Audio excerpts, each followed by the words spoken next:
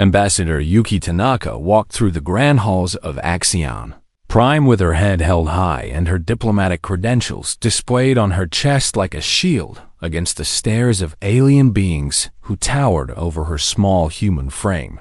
The station world stretched endlessly in every direction. A marvel of engineering built by species who had mastered the stars when humanity still lived in caves and feared the darkness of night. She had come here for a simple trade dispute, nothing more than an argument over shipping routes and tariff. Agreements between human merchants and Valkyrie traders. The matter should have taken an hour at most. Instead, it would change the fate of the galaxy. Tanaka accessed the galactic archives to find historical precedent for her case, a common practice among diplomats who needed evidence to support their arguments before the council. She typed in a simple search query asking for records of human involvement in previous trade agreements. The screen flickered and displayed a single word that made her blood run cold. Nothing. She tried again with different search terms, asking for Earth, for humanity, for the United Terran Assembly, for any of the great achievements her species had accomplished over 600 years of space exploration. Nothing and nothing and nothing again. Tanaka felt her heart pounding in her chest as she expanded her search to include historical events. She knew humans had participated in the Battle of Nexus Prime, where human ships had turned the tide against the Devourer fleet. The record showed only Council species in that fight. The Great Plague of Sinara, where human doctors had developed a cure that saved 3 billion lives. The record credited Valkyrie scientists instead.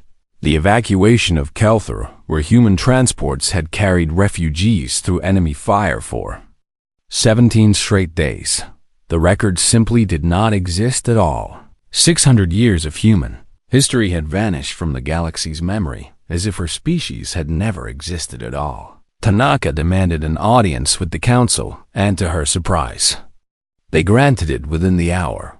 She stood in the center of the great chamber, surrounded by 12 seats that held the representatives of the elder species, beings who had guided galactic civilization for longer than humanity had possessed.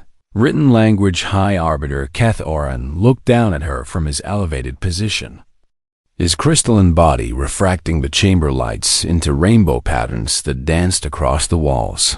He was older than human civilization itself, and his eyes held the weight of millennia.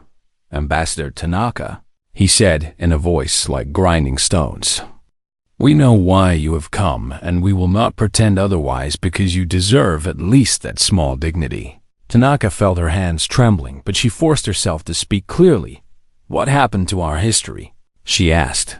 "Where are the records of everything humanity has done for this galaxy?" Catherine exchanged glances with the other elder species representatives, and something passed between them that Tanaka could not read. They were removed.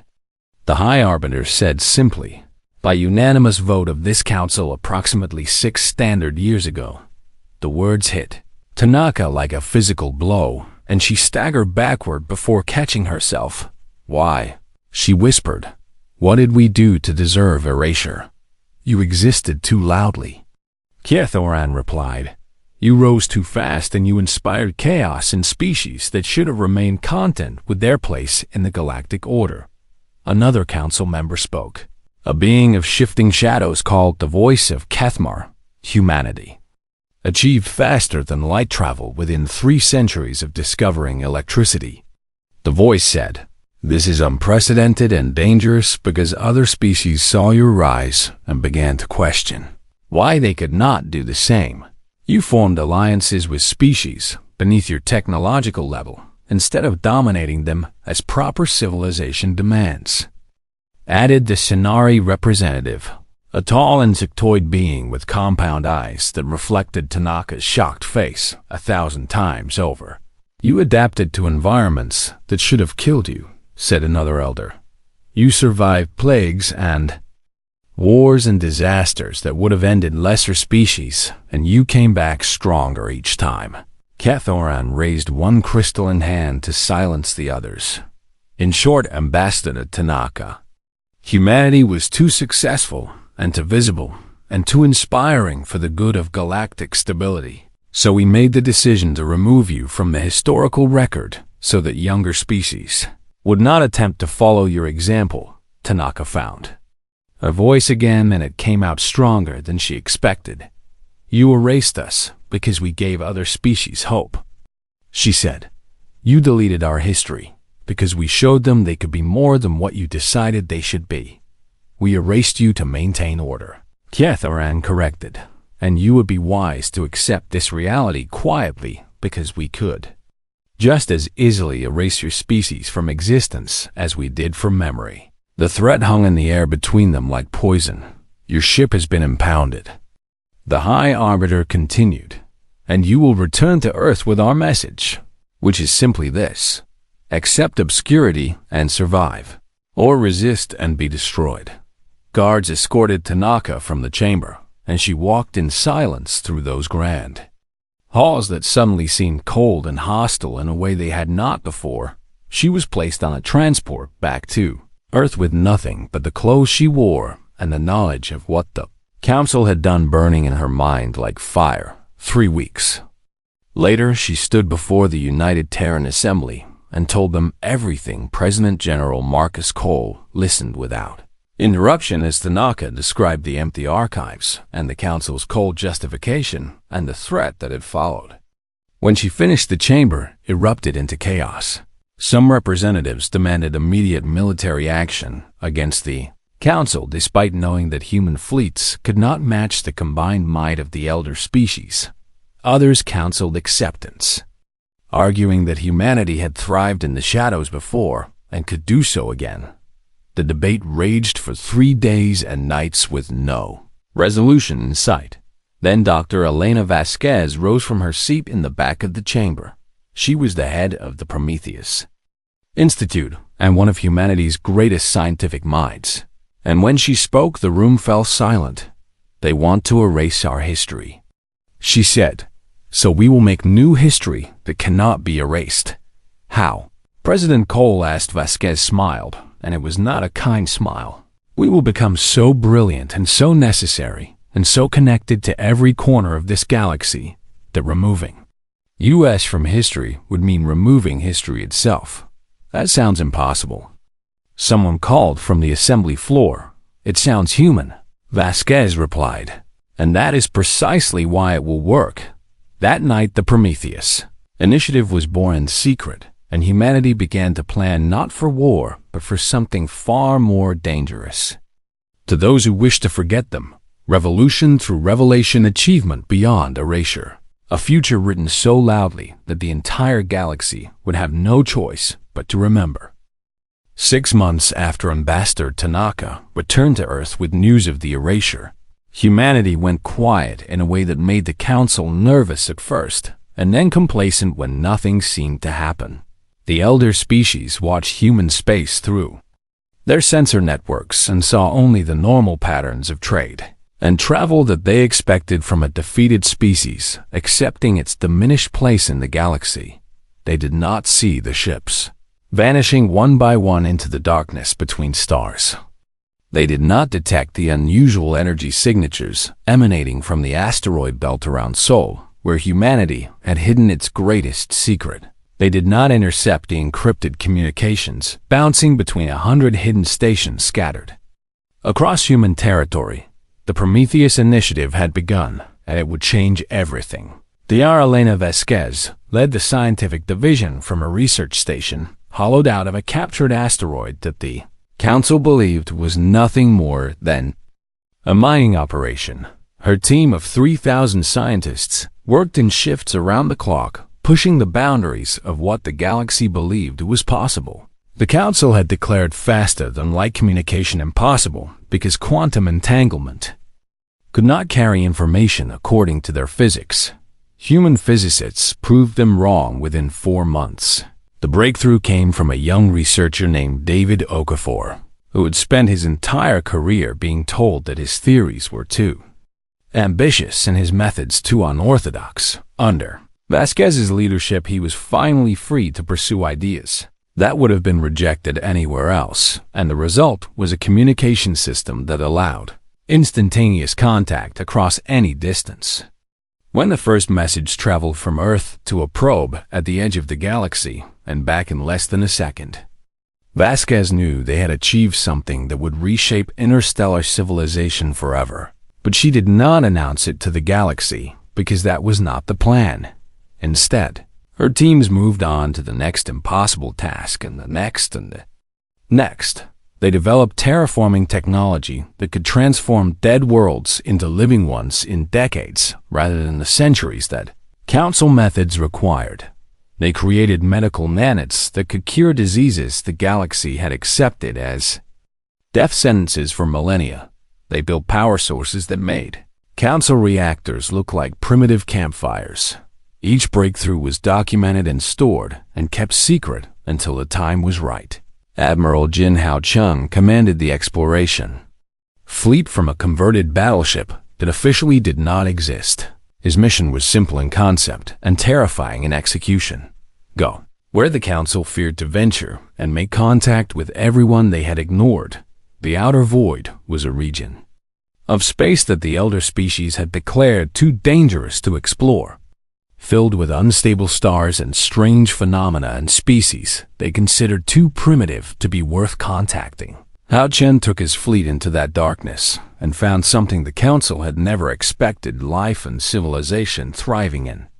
Conditions that should have been impossible. His first contact was with the Crethali, a species of silicon-based beings who lived in the coronas of dying stars and had developed technologies unlike anything the galaxy had ever seen. The Council had detected them centuries ago and decided they were too alien to communicate with. Hao Chan's crew spent 6 months learning their language and culture, and in the end formed an alliance that would prove invaluable in the years to come. 16 more species followed, each one dismissed or ignored or simply unknown to the Council's carefully controlled galactic order. And to each of them, humanity offered the same thing: partnership as equals rather than subjugation or neglect. We are not here to rule you, Hao Chun told the leader of the Velthani collective, a hive mind species that the Council had once attempted to exterminate for being too different. We are here to know you and to be known in return. The Velthani joined humanity's growing network of allies and brought with them knowledge of Council secrets that even Tanaka had not discovered. Cultural Attachimara. Okonko waged a different kind of war from her office on Earth. One fought with art and music and stories rather than ships and weapons. She understood something that the elder species had forgotten in their ancient arrogance. Culture spreads where armies cannot march, and ideas take root where soldiers cannot.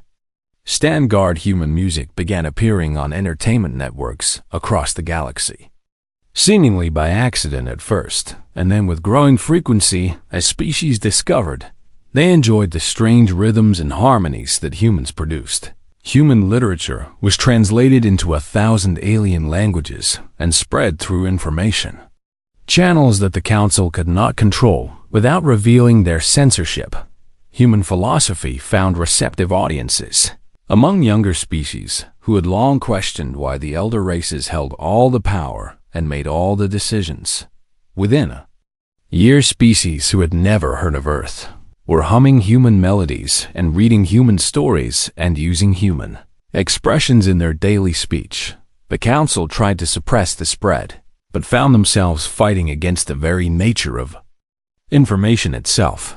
Every time they blocked one channel, 10 more appeared. Every time they banned one piece of human culture, it became more popular through the forbidden appeal of contraband. Okonko smiled each time she received reports of Council censorship because she knew that meant they were afraid.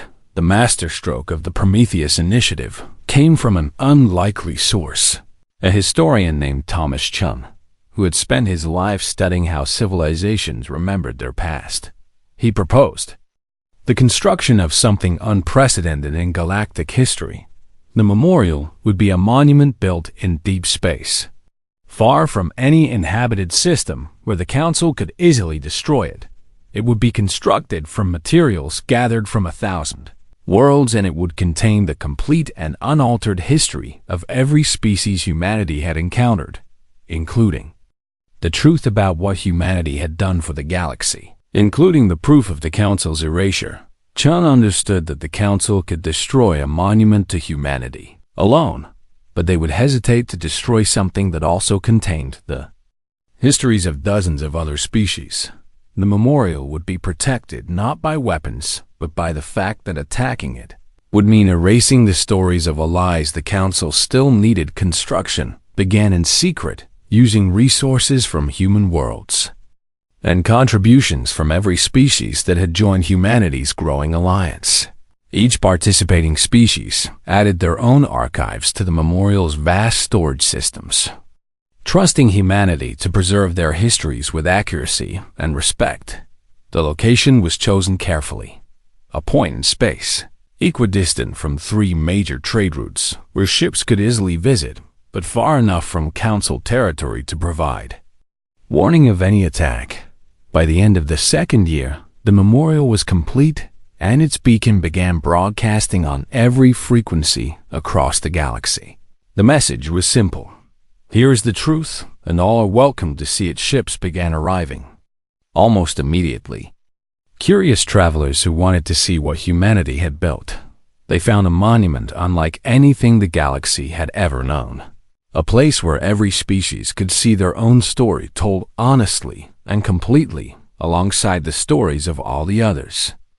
And they found the truth about Earth, the truth about what humans had done and what the Council had tried to hide. High Arbiter Kethoran received reports of the memorial's activation and felt something he had not experienced in 10,000 years. Fear, because he finally understood that humanity had not been defeated at all. They had been preparing. High Arbiter Kethoran stood before the Council chamber and watched the holographic displays, showing data that made his ancient crystalline heart pulse with something close to panic. Everything was falling apart. 3 of the 17 new species that humanity had contacted in the outer void had applied for Council membership, and their applications came with demands that humanity be officially recognized and restored to the historical record. The Velkari ambassador had discovered the truth about who really saved their homeworld from a dying star, and the revelation had caused a complete breakdown in diplomatic relations with the Sinari, who had falsely claimed credit for the rescue. 6 major trade routes now depended entirely on human faster-than-light communication relays, because merchants had discovered that human technology was simply better than anything the Council could provide. The memorial had become the most visited site in the galaxy, drawing millions of pilgrims from every species who wanted to see their histories preserved with dignity and accuracy. And perhaps worst of all, cracks were appearing within the Council itself. The younger member species, those who had joined within the last 50,000 years, were asking dangerous questions about why they had never been told about humanity. Some of them had examined their own entries in the Galactic archives and discovered that their histories had also been edited and modified and sanitized to serve the interests of the elder race's trust that had held the Council together for millennia was crumbling like ancient stone. Kethoran called an emergency session and addressed his fellow elder species with words he had hoped he would never have.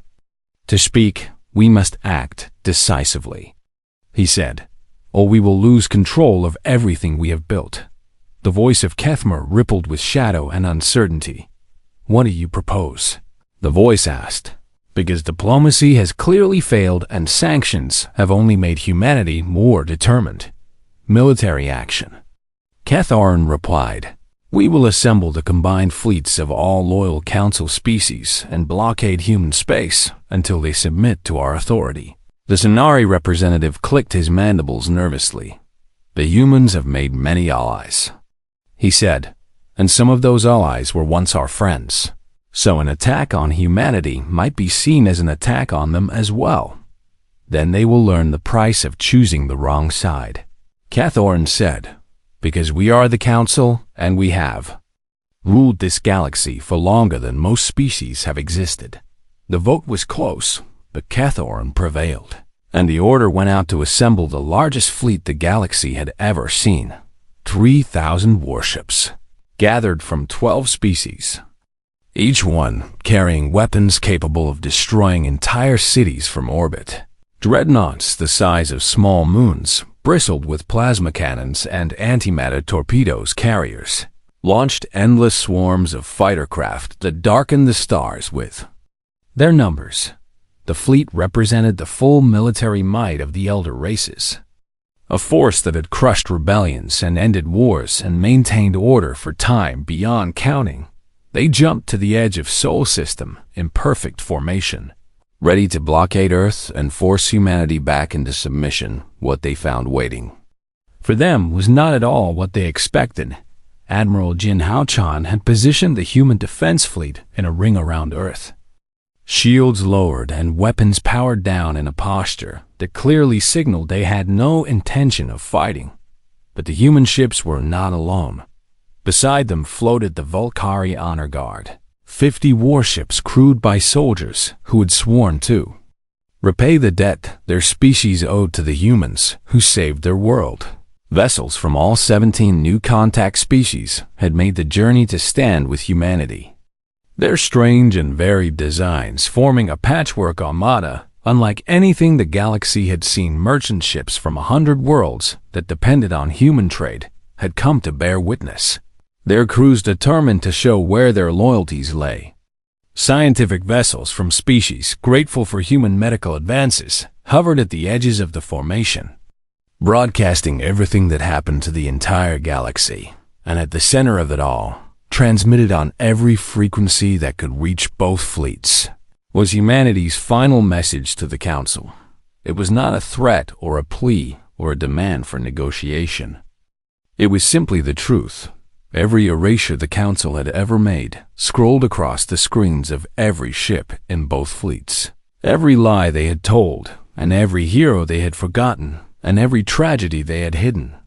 The record showed that the Scenari victory at the Battle of Nexus Prime was actually won by a human-led coalition that the Scenari had betrayed after the fighting ended. They showed that the Drell-Vanny plague that killed half their species was caused by Council negligence and covered up to protect the guilty parties. They showed that the Valkyrie evacuation was performed entirely by human ships while Council vessels stood by and watched.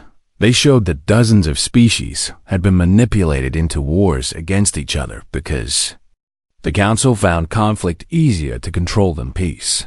Captain Vethener of the Scenari Dreadnought Absolute Justice watched the evidence scroll past and felt everything he believed about his people crumbling into dust. His species had not won their greatest victory after all.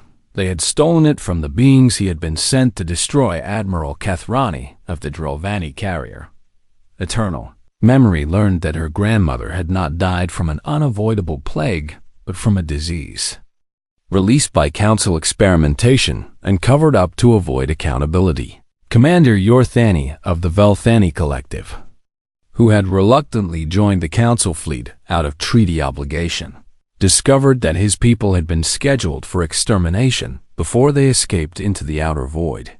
The truth spread through the Council fleet like fire through dry forest.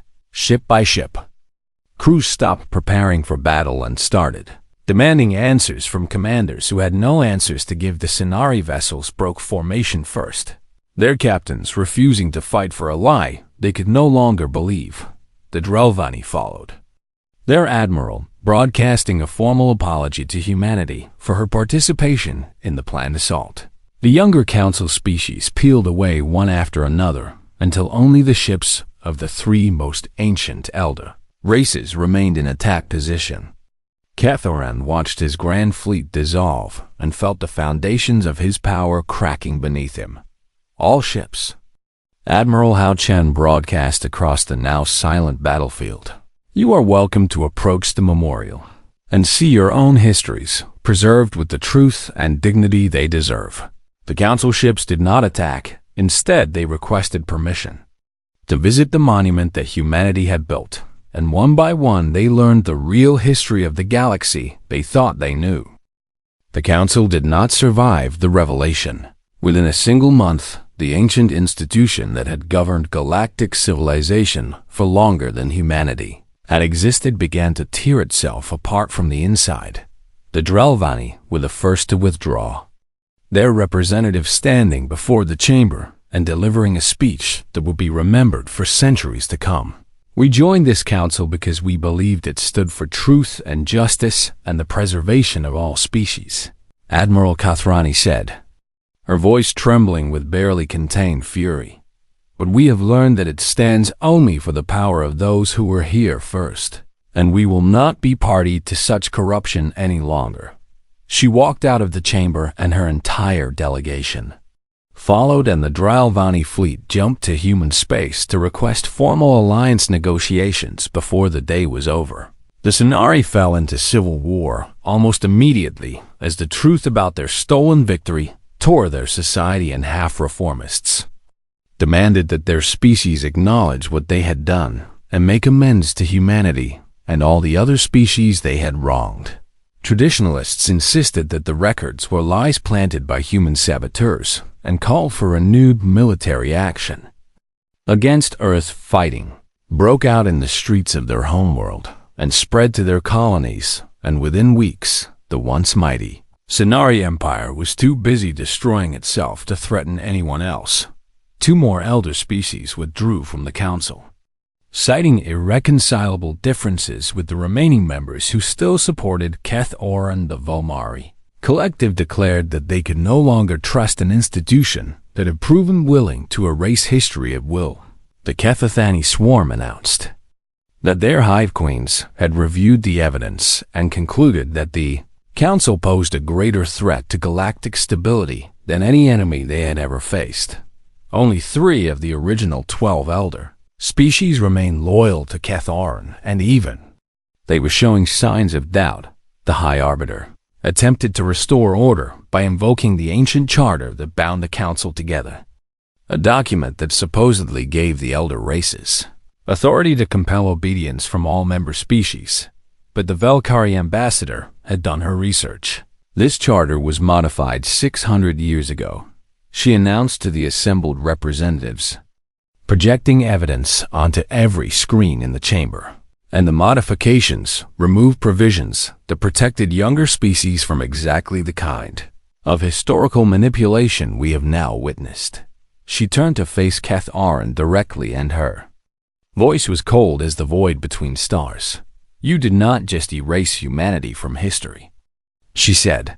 You rewrote the rules to make sure no one could stop you from erasing anyone you found inconvenient.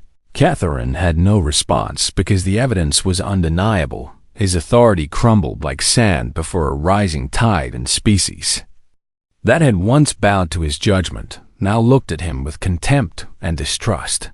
In the midst of this chaos, President General Marcus Cole addressed the galaxy from Earth. His message was broadcast on every channel that would carry it and recorded. For species who would receive it later and preserved in a memorial for all time to come. We did not seek to destroy the council, he said, standing before the blue and green beauty of Earth visible through the window behind him. We sought only to be remembered. He paused, and when he continued, his voice was gentle but firm. Every species deserves that dignity, the right to have their stories told truthfully and their sacrifices honored and their contributions acknowledged. And the council forgot this fundamental truth. We did not forget. Cole proposed something new to replace the dying institution that had governed the galaxy for so long. He called it the Galactic Compact, and he was careful to explain that it was not meant to be a government or a ruling body, or anything that would concentrate power in the hands of a few.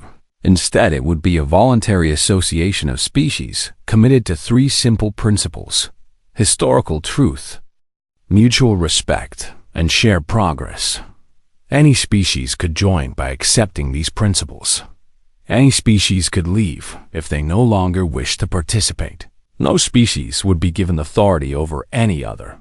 The Valkyrie accepted membership within the hour of Cole's announcement, their ambassador declaring that humanity had earned their trust through actions rather than words.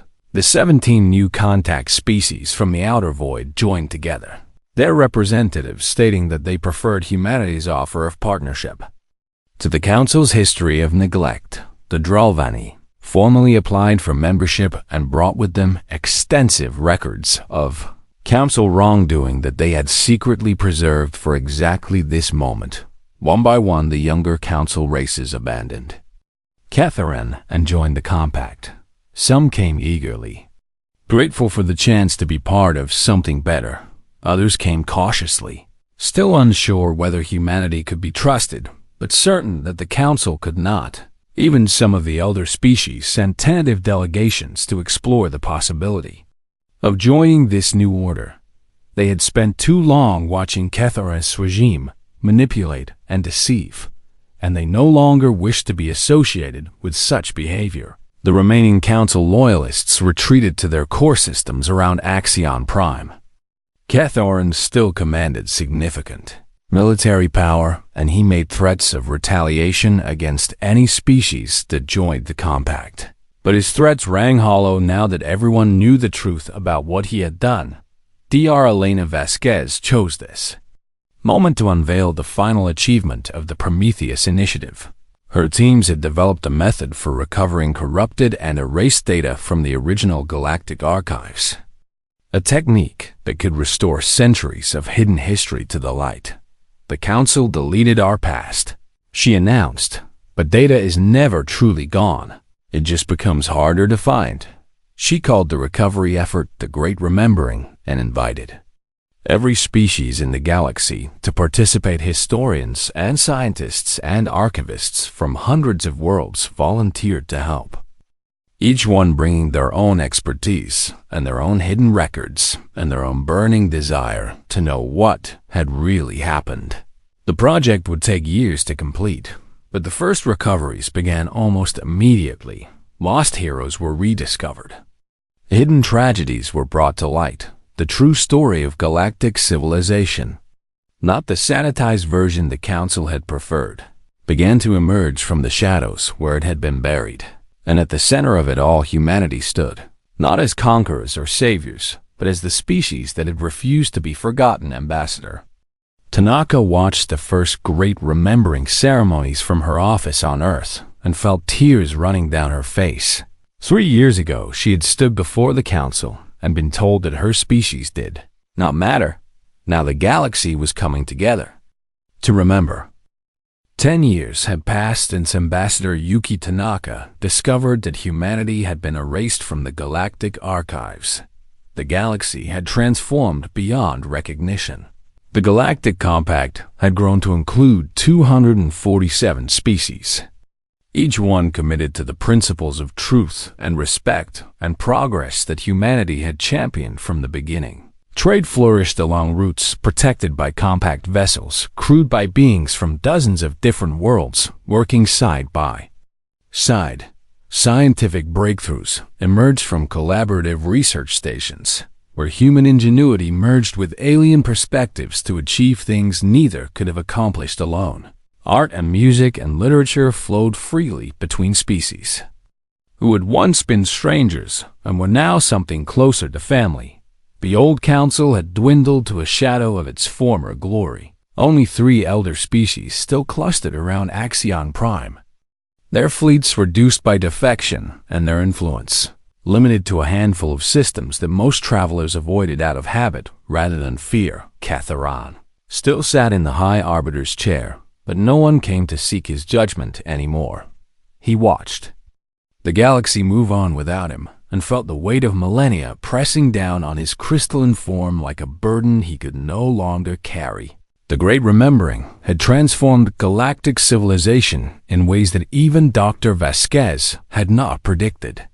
Species who had been taught to hate each other for generations discovered that their conflicts had been manufactured. By Council manipulation, ancient enemies learned that they had more in common than they had ever been allowed to know. Heroes who had been erased from history were celebrated anew with monuments and holidays and stories told to children across 1,000 worlds.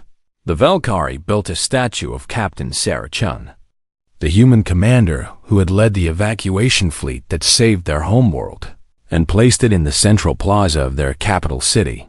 The Drelvani named their most prestigious scientific academy after Dr. James Okonkwo, the human researcher, who had secretly preserved evidence of the plague that killed their ancestors and waited decades for the chance to reveal it. The Sinari, finally at peace after years of civil war, formally apologized to humanity for stealing credit for the Battle of Nexus Prime and established a joint memorial honoring all the species who had truly fought in that desperate struggle. Throughout it all, humanity's role was acknowledged not as masters or rulers, but as the spark that had ignited a revolution of memory. Ambassador Tanaka, now elderly but still sharp and dignified, addressed the compact assembly on the 10th anniversary of the day she discovered the erasure. Representatives from hundreds of species filled the great hall, beings of every shape and size in biology, united by principles that transcended their differences. 10 years ago, I learned that my species had been erased from history, Tanaka said, her voice carrying clearly through the silent chamber, and the council believed this would diminish us. She paused and looked out at the faces watching her, at the friends and allies and fellow citizens of the new galactic order that humanity had helped create. They were wrong. You cannot erase a people by deleting their name from archives, because a people is more than words in a database. You cannot silence a species by refusing to speak of them, because a species lives in the hearts of those who remember. History is not records or documents or official proclamations from those who hold power. History is the choices we make and the connections we forge and the lives we touch, and those things cannot be erased by any force in the universe. She gestured to the assembly around her, to the incredible diversity of beings who had come together in pursuit of a better future. The council tried to make the galaxy forget us, and instead they reminded us why we explore and why we reach out and why we refuse to accept limits others place upon us, not for glory or power or dominion over others, but because every voice deserves to be heard. Every story deserves to be told. Every species deserves to know that they matter. The assembly rose in standing ovation. Representatives from 247 species, applauding the human woman who had started everything by simply asking a question and refusing to accept silence as an answer. The memorial continued its endless broadcast from deep space, now orbited by stations representing every compact species who wished to contribute to its archives. Scholars from across the galaxy studied its contents and added new discoveries daily. Children learned their people's true histories from its records. Freed from the lies that had been told for generations, the beacon pulsed with light and data, a signal that could be detected from any point in the galaxy, forever proclaiming that the truth could not be hidden and that those who tried would ultimately fail on Earth. A new generation grew up knowing that they were part of something vast and wonderful and connected. Human children learned the languages of alien friends and traveled to distant worlds and came home with stories that their grandparents could never have imagined. Human scientists worked alongside beings from species that had not even been known 10 years ago, and together they pushed the boundaries of what was possible. Human artists created works that spoke to audiences across the galaxy, and human philosophers debated ideas that would shape civilizations for centuries to come. And in the archives of 1,000 worlds, in the records of the compact and the halls of the memorial and the memories of every species who had witnessed the transformation, a new entry appeared. Humanity of the Sol system, first contacted by the Galactic Concord Council circa 2200, achieved independent faster-than-light capability in 2287, subjected to systematic historical erasure by Council decree in 2841, initiated the Prometheus Initiative in 2847, founded the Galactic Compact in 2849. Primary architects of the Great Remembering, From 2850 to 2857. Known characteristics: adaptable and persistent and defiant and compassionate cultural contribution. The belief that every species, no matter how young or small, has a story worth preserving. Status: active and expanding and remembered. The inscription at the memorial's entrance, carved in the languages of every founding species, captured everything that had happened in a single sentence. They tried to erase us from history, so we wrote a better one together, and across the galaxy, in ships and stations and worlds beyond counting. Beings of every kind looked up at the stars and remembered the end.